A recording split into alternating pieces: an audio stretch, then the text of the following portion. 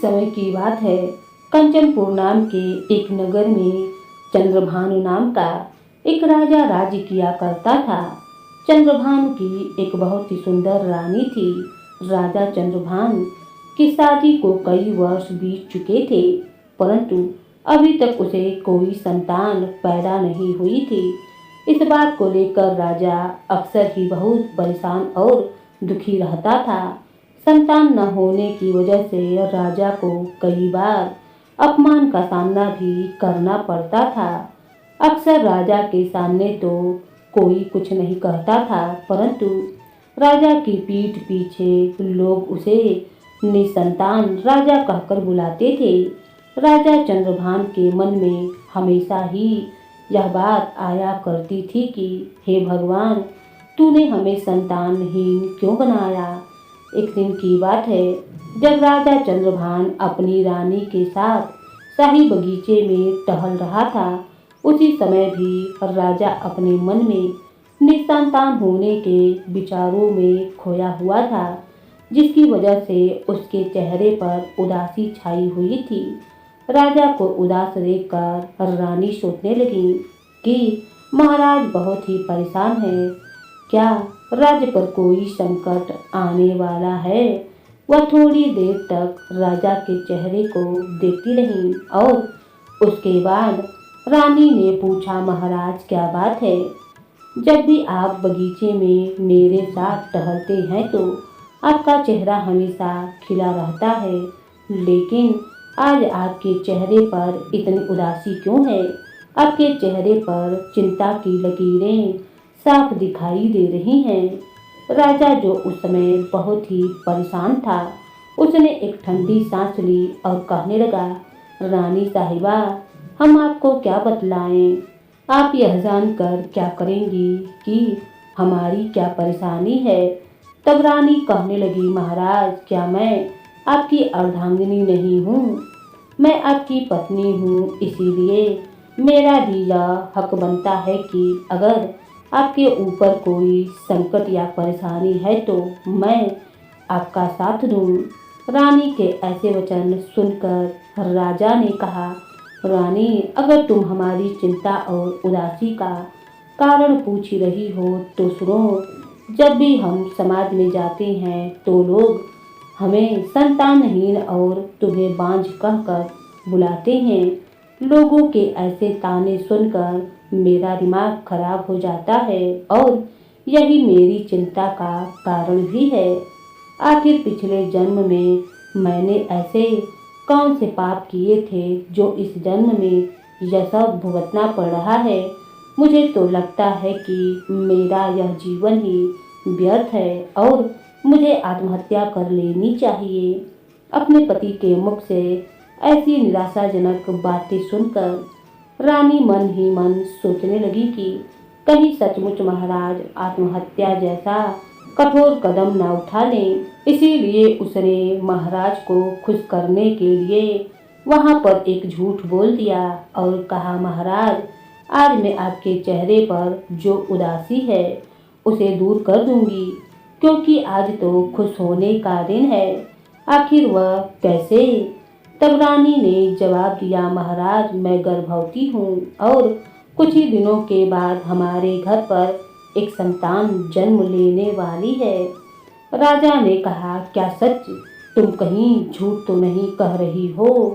महाराज, मैं भला झूठ क्यों बोलूँगी। यह बात बिल्कुल सच है कि मैं अब गर्भवती हो गई हूँ और जल्दी ही हमारे घर पर एक बच्चा पैदा होने वाला है। इसीलिए अब आपके चेहरे पर उदासी अच्छी नहीं लगती। आप मुस्कुराइए, खुशियाँ मनाइए। अपनी पत्नी के मुख से ऐसी बातें सुनकर राजा को उस पर विश्वास हो गया और राजा के चेहरे पर खुशी की झलक दिखलाई देने लगी। राजा अब बहुत ही प्रसन्न था। अब रानी ने अपने पति को खुश करने के लिए झूठ तो बोल दिया था, लेकिन सच बात तो यह थी कि वह गर्भवती नहीं थी। समय धीरे धीरे बीतने लगा और जब समय के अनुसार बच्चे के जन्म लेने का समय आया तब रानी घबराने लगी और विचार करने लगी कि मैंने महाराज को खुश करने के लिए झूठ तो बोल दिया, लेकिन अब मैं क्या करूं? जब महाराज आकर बच्चे के बारे में पूछेंगे कि बच्चा कहाँ पर है, बच्चे को मुझे दिखाओ, तो मैं क्या कहूँगी? उन्हें क्या बतलाऊंगी?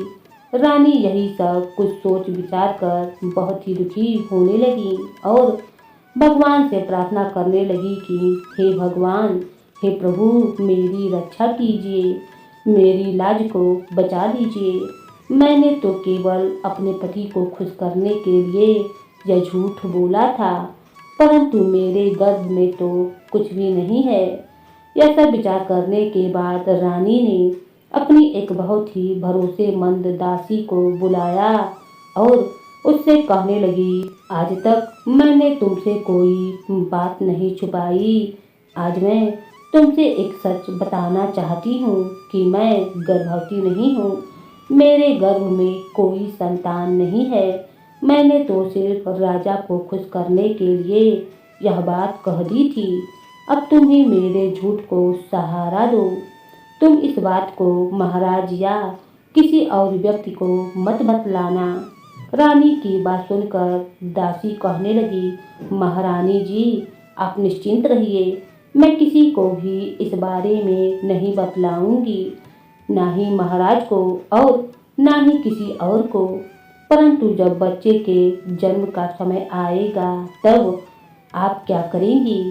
रानी कहने लगी, लता, मैंने उसका भी उपाय सोच लिया है।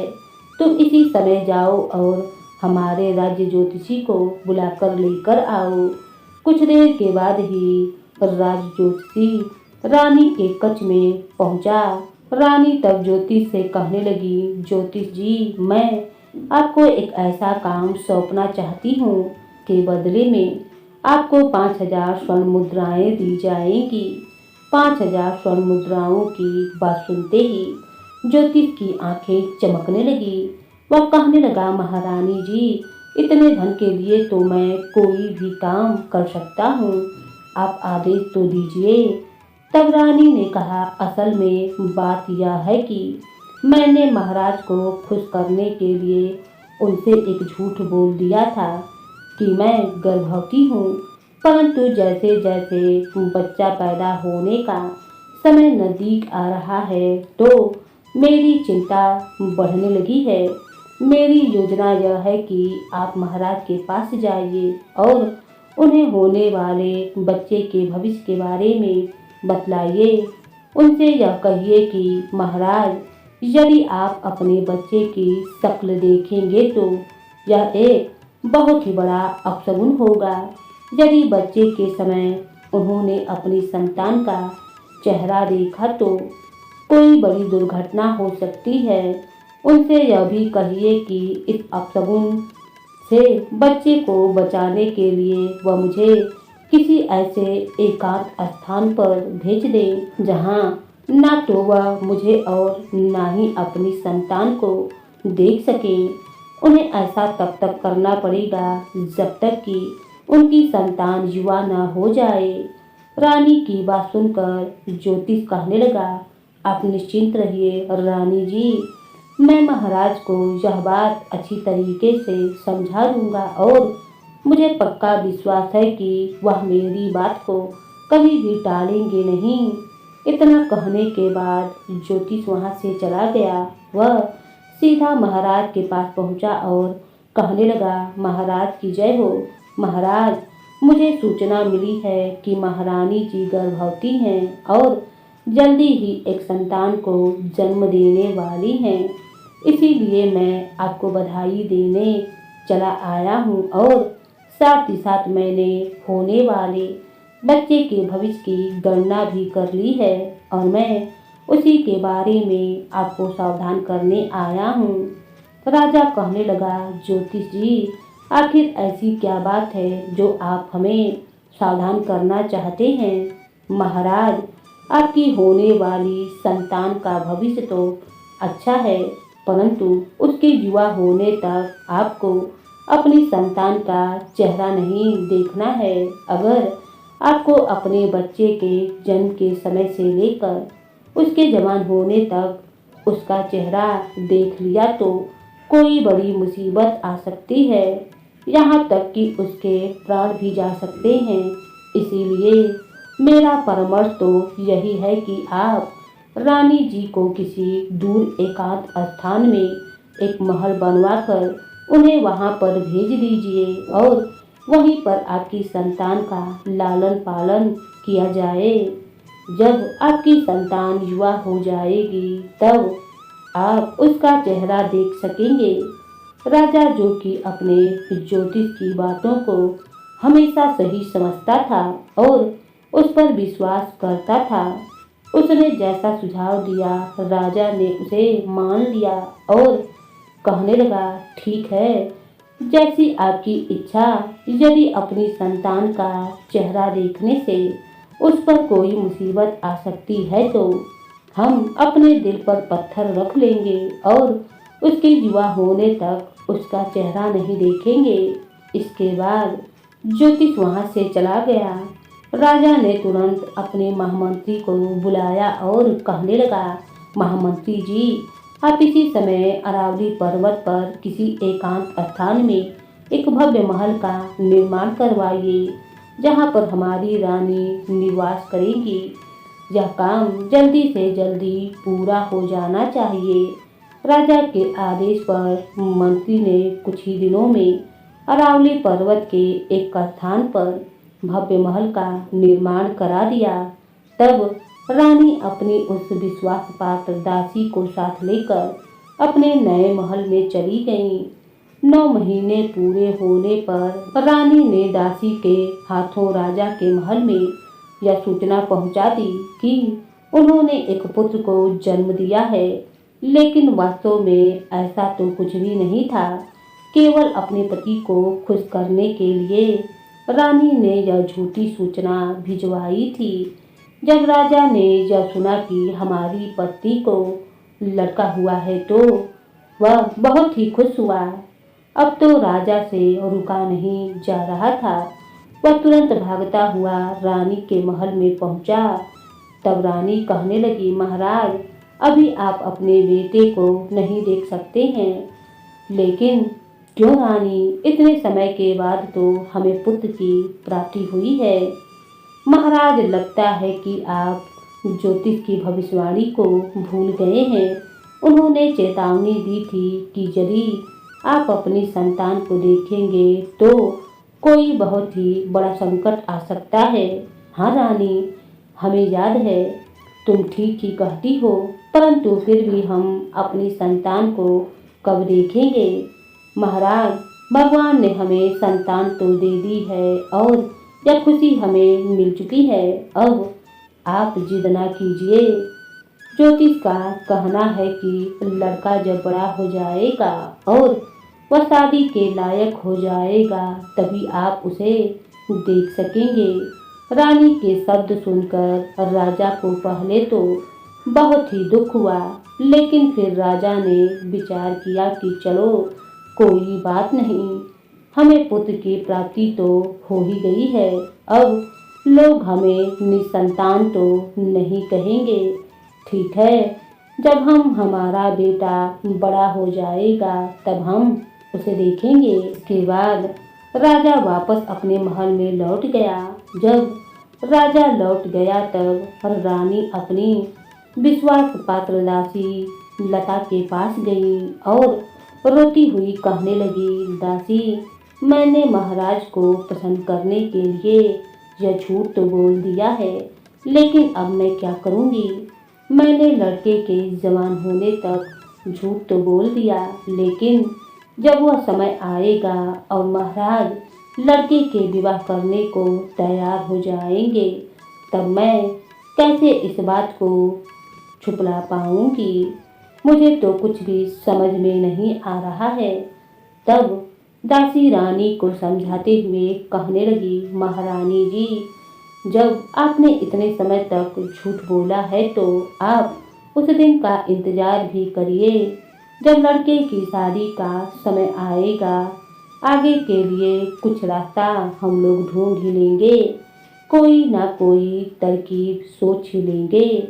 धीरे धीरे समय बीता।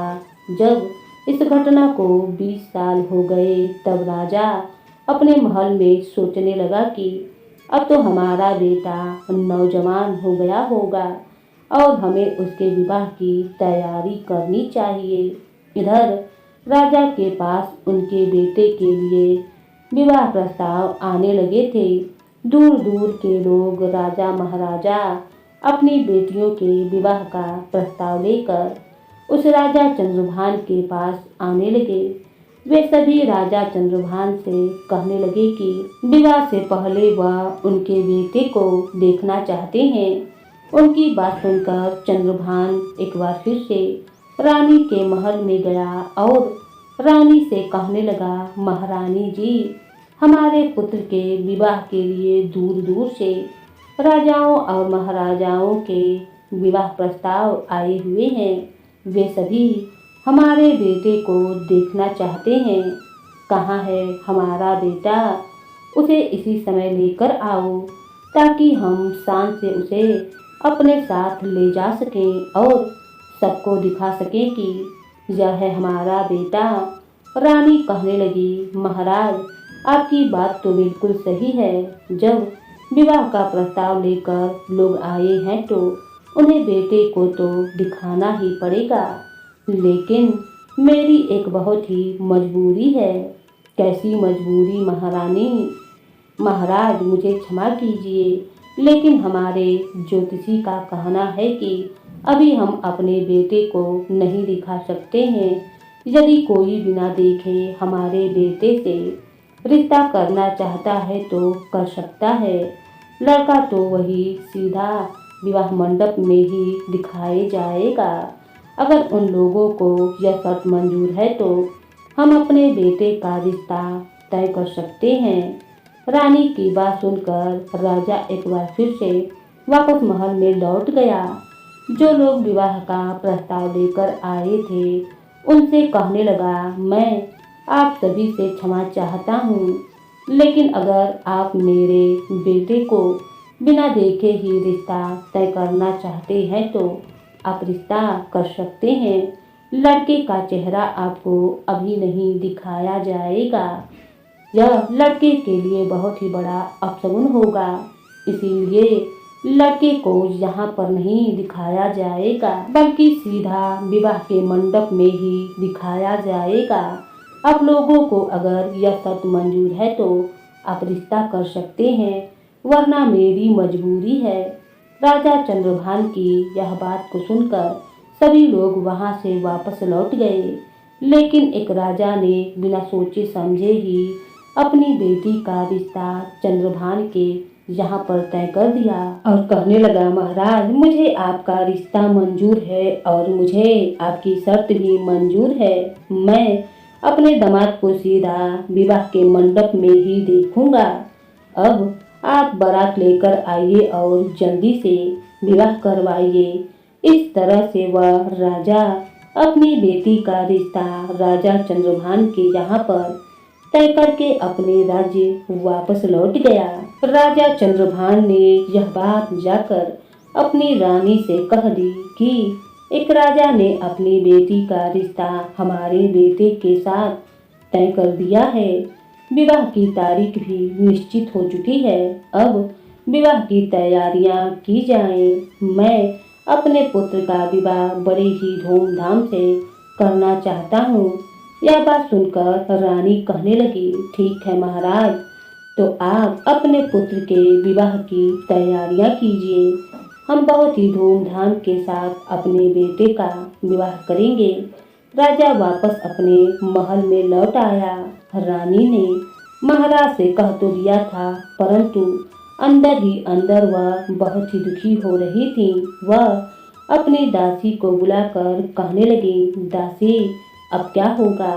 अब तो विवाह भी तय हो गया है और तिथि भी निश्चित हो गई है। अब मैं कैसे इस बात को छुपाऊं? मुझे तो कुछ भी समझ में नहीं आ रहा है। मैं पछता रही हूँ कि मैंने ऐसा क्यों झूठ बोला।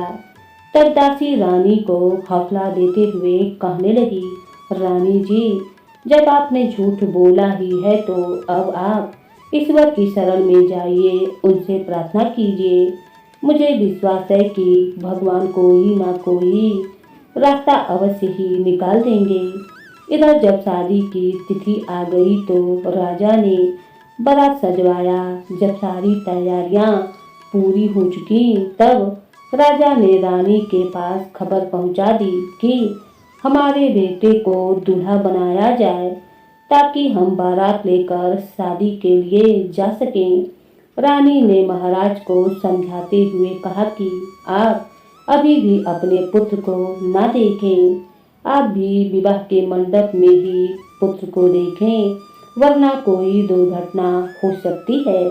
ठीक है रानी, मैंने इतने दिनों तक इंतजार किया, अब थोड़े ही समय की बात है। इतना कहकर राजा वापस अपने महल की ओर चला गया।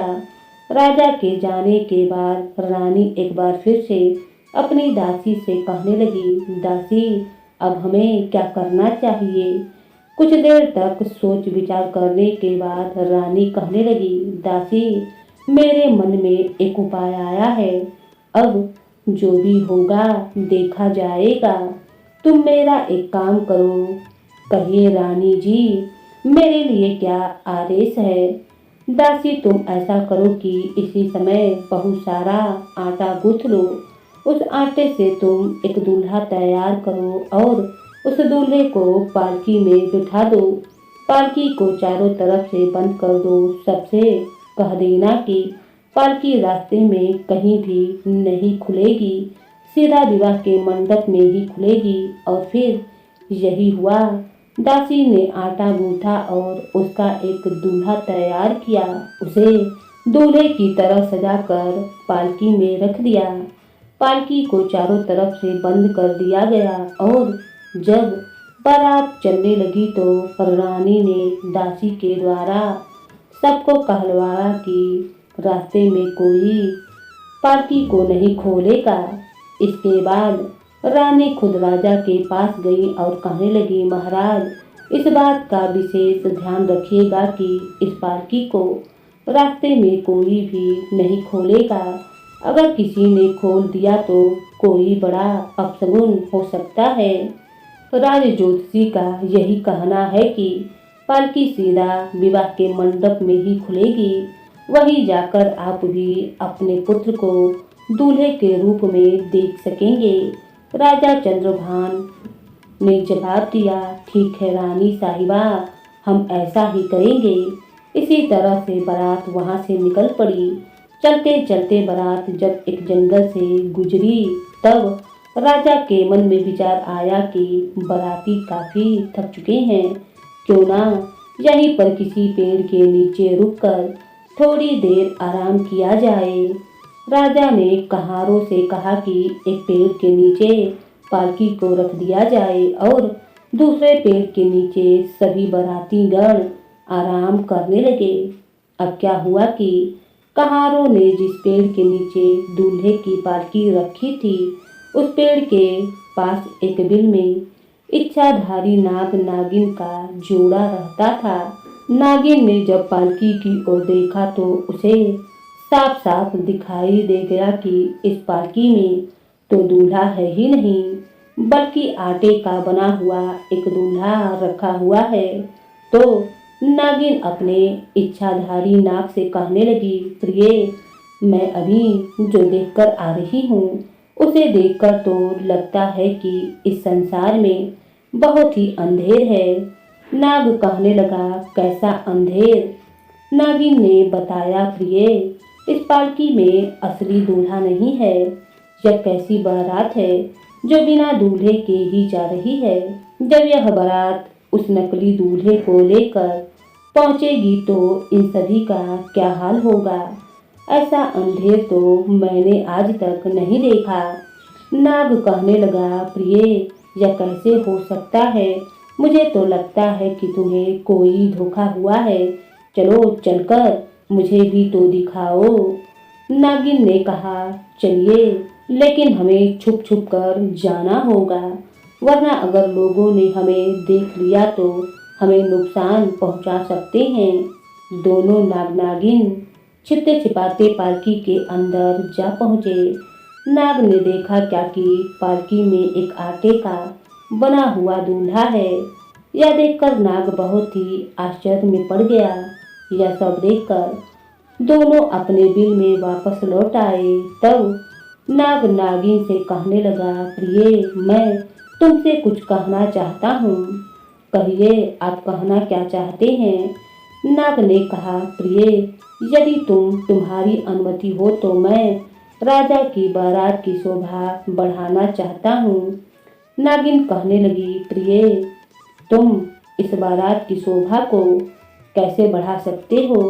नाग ने कहा, यदि तुम आज्ञा दो तो मैं इस आटे के दूल्हे में समाकर इसी दूल्हे का रूप ले लूँगा और इस राजा की इज्जत बचा लूँगा। तुम ही बताओ, जब विवाह के मंडप में जाकर यह पालकी खोली जाएगी और इसमें से आटे का दूल्हा निकलेगा तो इस राजा की कितनी बदनामी होगी। जहाँ पर ये राजा अपने पुत्र का विवाह करने जा रहा है तो कन्या पक्ष के लोगों की भी कितनी बदनामी होगी। अगर तुम्हारी आज्ञा हो तो मैं इस राजा का लड़का बनकर विवाह मंडप तक इसकी शोभा बढ़ा सकता हूँ। अपने पति की बात को सुनकर नागिन कहने लगी, प्रिय, मुझे तुम पर पूरा भरोसा है, लेकिन मुझे डर लगता है कि जब तुम दूल्हे का भेष बनाकर उस राजा की बेटी से विवाह करोगे तो उस लड़की के प्रेम जाल में फंस जाओगे और मुझे भूल जाओगे। नाग कहने लगा, नहीं प्रिय, तुम मुझ पर पूरा विश्वास रखो।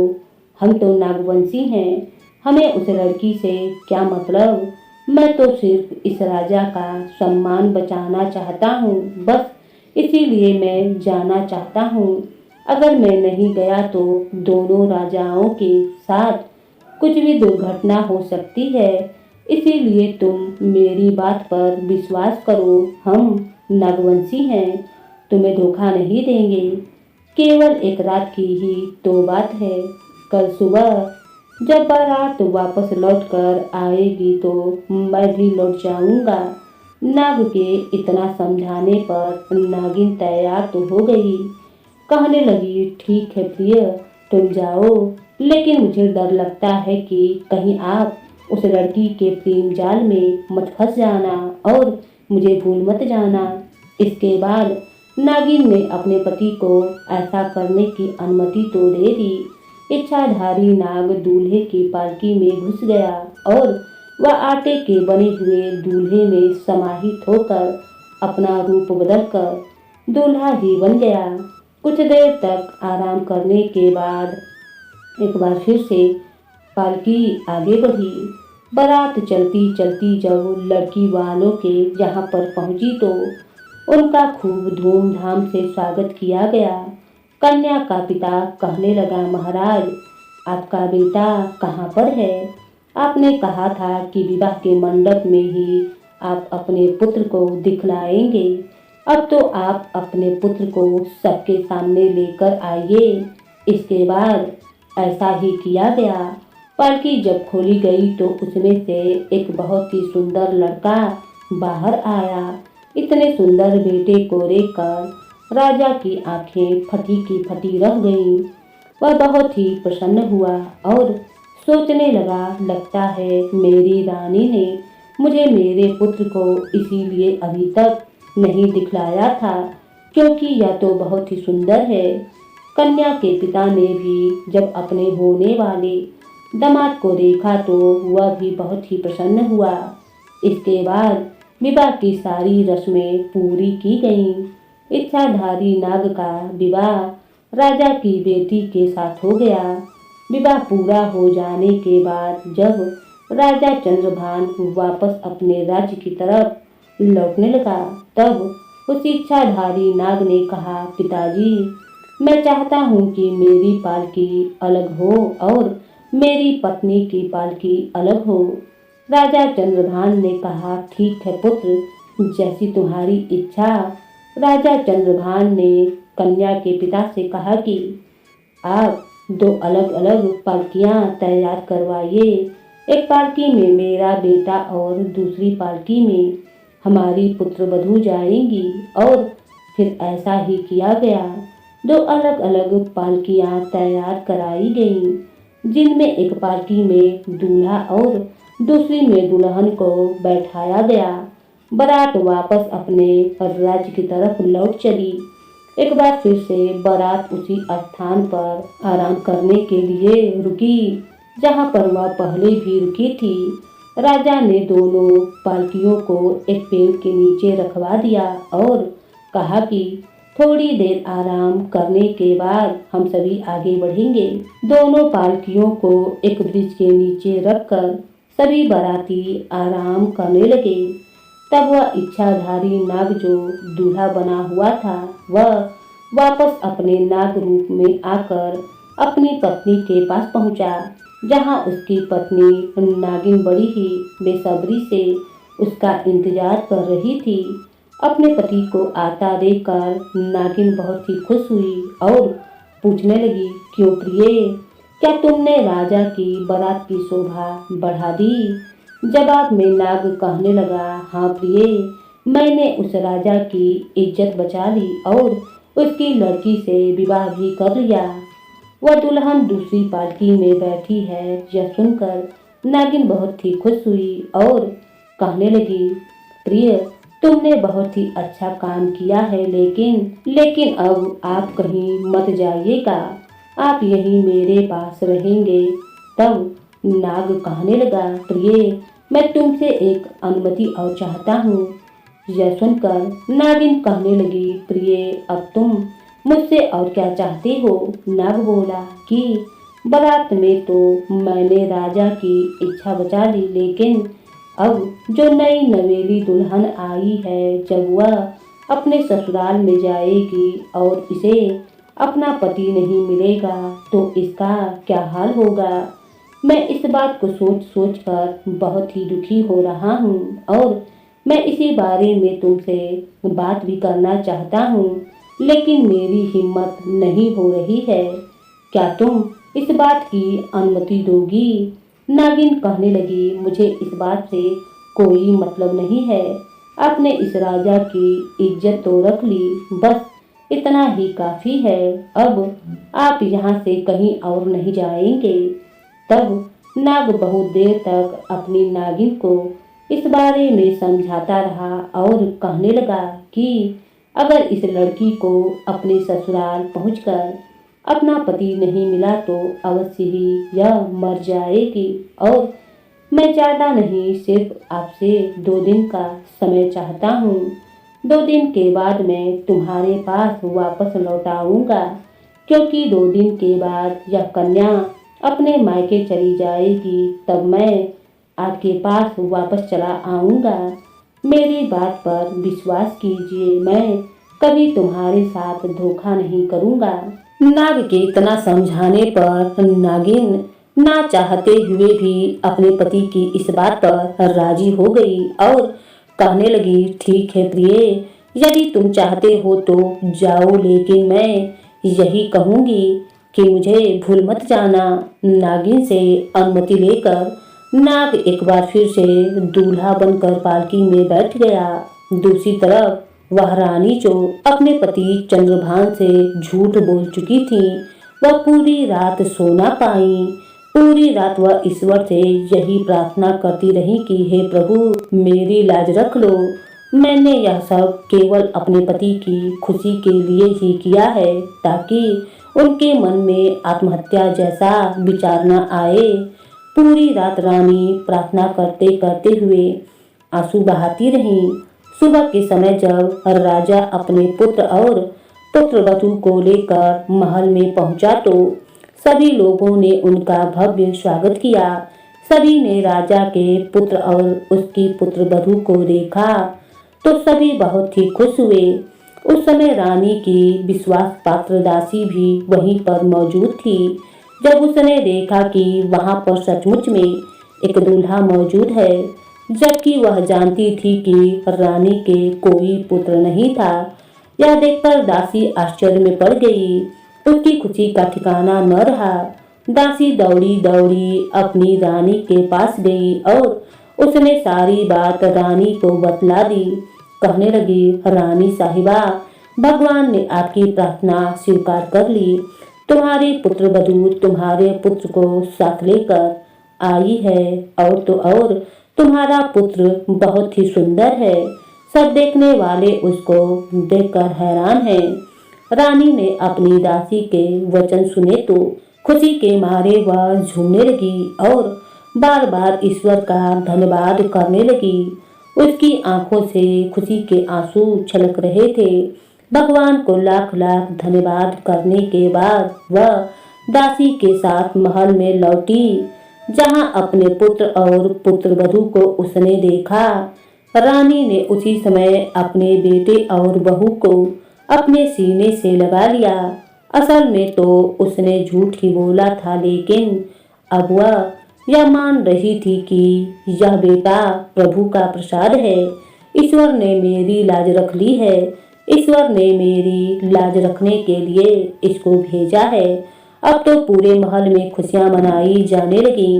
राजा ने भी अपने खजाने का मुंह गरीबों के लिए खोल दिया। अब हुआ यह कि वह इच्छाधारी नाग, जो कि दूल्हा बनकर आया था, वह समय बिताने के साथ साथ उस लड़की से प्रेम करने लगा और उसके प्रेम जाल में फंस गया। धीरे धीरे वह अपनी नागिन को ढूंढने लगा। वह 2 दिन के लिए आया था, लेकिन अब 2 महीने बीत चुके थे। वह लौटकर अपनी इच्छाधारी नागिन के पास नहीं गया। दूसरी तरफ जंगल में वह नागिन 2 महीने तक अपने नाग का इंतजार करती रही। वह जंगल में भटकती रही, देखती रही कि उसका पति कब लौटकर आएगा। वह अपने पति के वापस न आने पर बहुत ही दुखी थी। नागिन के मन में अब नाग के प्रति क्रोध भी आ रहा था। वह मन में विचार करने लगी, निश्चय ही मेरे नाग ने मुझे धोखा दिया है। मुझे तो पहले से ही लगता था कि वह उस लड़की के प्रेम जाल में फंस जाएगा। अवश्य ऐसा ही हुआ होगा, इसीलिए वह लौटकर नहीं आया। अब मैं उसे जीवित नहीं छोड़ूंगी, यहाँ तक कि मैं उसकी पत्नी को भी मार डालूंगी। उधर महल में उस इच्छाधारी नाग ने एक दिन अपने पिता को बुलाया और कहने लगा, महाराज, आप हमारे महल के चारों ओर खाई खुदवा दो और फिर उसमें पानी भरवा दो। राजा ने पूछा, बेटा, आखिर यह सब किस लिए करना है?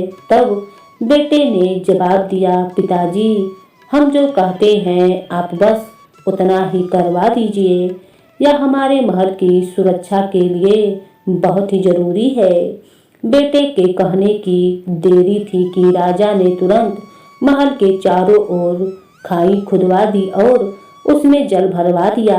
जब इच्छाधारी नाग मन ही मन में सोचने लगा था कि अब मेरी नागिन इस महल में प्रवेश नहीं कर पाएगी, क्योंकि अब तो मैं अपनी इस पत्नी से ही प्रेम करता हूँ और सारा जीवन इसी के साथ बिताना चाहता हूँ। मैं नहीं चाहता हूँ कि वह नागिन फिर से मेरे जीवन में वापस लौटकर आए।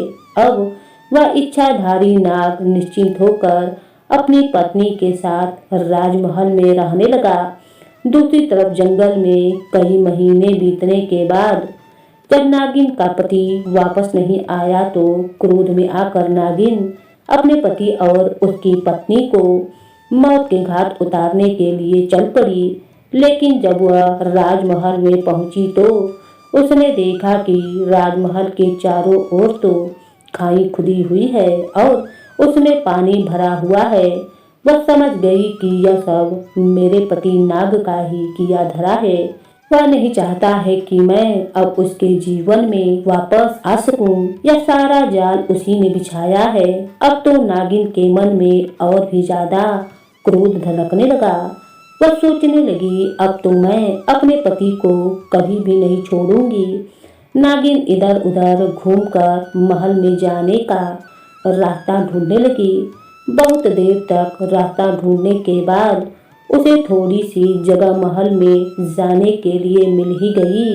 उस रास्ते से होते हुए नागिन सीधा उस कमरे में जा पहुंची जहां उसका पति अपनी पत्नी के साथ सोया हुआ था। जब नागिन ने अपने पति को उस लड़की के साथ सोया हुआ देखा तो उसके मन में विचार आया कि यह जोड़ी तो बहुत ही सुंदर है। मैं इस जोड़ी को कैसे मार सकती हूँ? अगर मैं अपने पति को मार दूंगी तो बेचारी इस निर्दोष लड़की का क्या हाल होगा।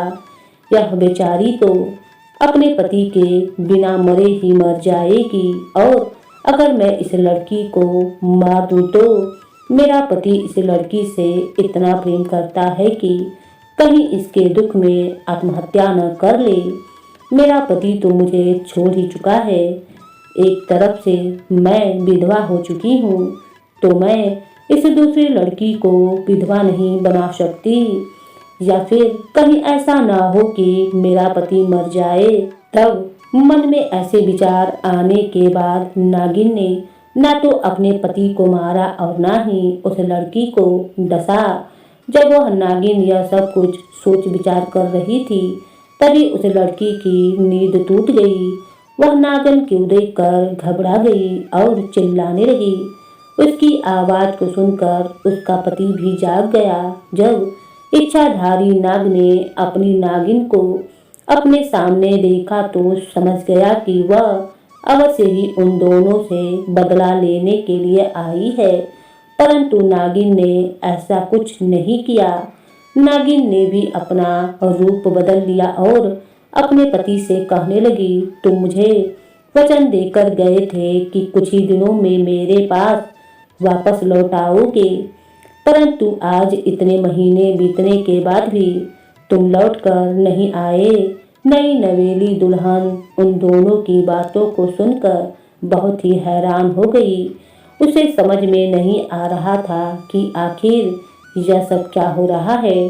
तब उसके पति ने उसे सारी बात समझाते हुए बतलाया कि वह एक इच्छाधारी नाग है और किस तरह से उसने उस लड़की के साथ विवाह किया था ताकि उसकी इज्जत को बचा सके, लेकिन अब वह उससे प्रेम करता है और उसी के साथ अपना जीवन बिताना चाहता है। वह लड़की भी अपने पति से बहुत ही प्रेम करती थी। जब उसे सारी सच्चाई का पता चला तो वह अपने पति से कहने लगी, स्वामी, आपने तो मेरा सम्मान बढ़ाने के लिए ये सब कुछ किया था, इसमें आपका कोई दोष नहीं है। जहाँ तक आपकी पहली पत्नी की बात है तो मुझे उनसे कोई आपत्ति नहीं है। मैं तो उन्हें अपनी बड़ी बहन की तरह मान चुकी हूँ। यदि आपकी अनुमति हो और आपकी पहली पत्नी भी इस बात के लिए तैयार हो तो हम दोनों बहनें बनकर भी आपके साथ रह सकती हैं। आखिर हम सभी एक दूसरे से प्रेम करते हैं। शायद विधाता का यही फैसला है कि हम दोनों बहनें बनकर आपको अपना पति मान ले। उस लड़की के मुंह से ऐसी बातें सुनकर नागिन की आंखों से आंसू बहने लगे और वह कहने लगी, बहन, जब मैं यहाँ पर आई थी तो निश्चय ही तुम्हें मौत के घाट उतारना चाहती थी, परंतु तुम्हारे दिल में मेरे प्रति इतना प्रेम है, यह देखकर मैंने यह निश्चय कर लिया है कि मुझे तुम्हारा प्रस्ताव मंजूर है। हम दोनों बहनें बनकर इसी महल में रहेंगी और अपने पति की सेवा करेंगी। नाग जो यह सब कुछ देख रहा था वह भी उन दोनों के प्रेम को देखकर भावुक हो गया और कहने लगा कि अगर विधाता को यही मंजूर है तो यही सही, हम सब एक साथ मिलकर एक परिवार की तरह रहेंगे। इसके बाद वह इच्छाधारी नाग अपनी दोनों पत्नियों के साथ एक सुखपूर्वक जीवन बिताने लगा।